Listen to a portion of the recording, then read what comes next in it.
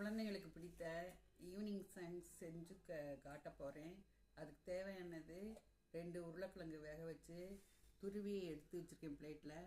அதுக்கு ஒரு முட்டையை வேக வச்சு அதையும் பொடிசா நறுக்கி எடுத்து வச்சுருக்கேன். அதோட வெங்காயம், ஒரு பெரிய பல்லாரி வெங்காயம் பொடிசா நறுக்கி எடுத்து வச்சுருக்கேன். அதோட கொஞ்சம் பச்சை மிளகாய் காரத்துக்கு தகுந்தாப்புல, ஒரு இஞ்சி தட்டி எடுத்து வச்சுருக்கேன். அதோட கடலை மாவு அரை கப் எடுத்து வச்சுருக்கேன். அது லாஸ்ட்டில் இந்த பிரிஞ்சு போகாமல் இருக்காக ரவையை ஒரு பிளேட்டில் எடுத்து வச்சுருக்கேன் வறுக்கிறதுக்கு. இது ஸ்வீட்டு கார்ன் நல்லா காஞ்சதை எடுத்து அதையும் எடுத்து வச்சுருக்கேன். அதில் எல்லாத்தையும் மிக்ஸ் பண்ணி ஒரு பால்ஸ் மாதிரி செஞ்சு எண்ணெயில் போட்டு பொரித்து எடுத்து காட்ட போகிறேன். மிகவும் அருமையான ஸ்நாக் ரெசிபி.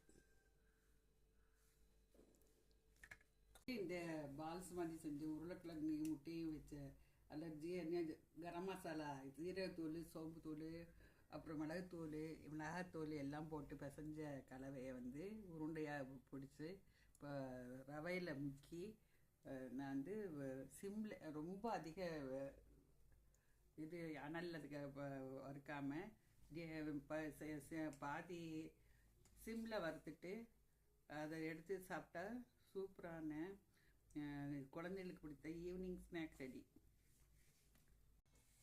வறுத்து எடுத்தால் சூப்பரான குழந்தைகளுக்கு பிடித்த முட்டை உருளைக்கிழங்கு பால்ஸ் ரெடி.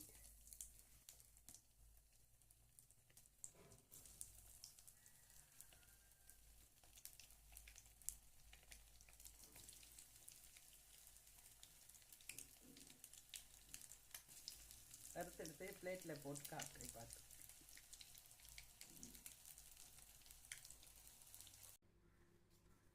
இப்போ அருமையாக இந்த உருண்டைகளை செஞ்சு பிளேட்டில் எடுத்து வச்சுருக்கேன்.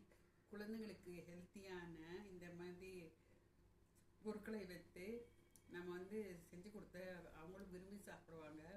முட்டை இல்லை இது ஸ்வீட் கார்னு, அப்புறம் எல்லாம் ஐட்டம் கலந்து நம்ம உருண்டைகளாக பிடிச்சி வறுத்து எடுத்து காட்டியிருக்கேன்.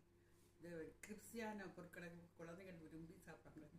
அதனால் இந்த மாதிரி டேஸ்டியான முட்டை பேபிகார்ன் டிஷ் செஞ்சு காட்டி குழந்தைகளுக்கு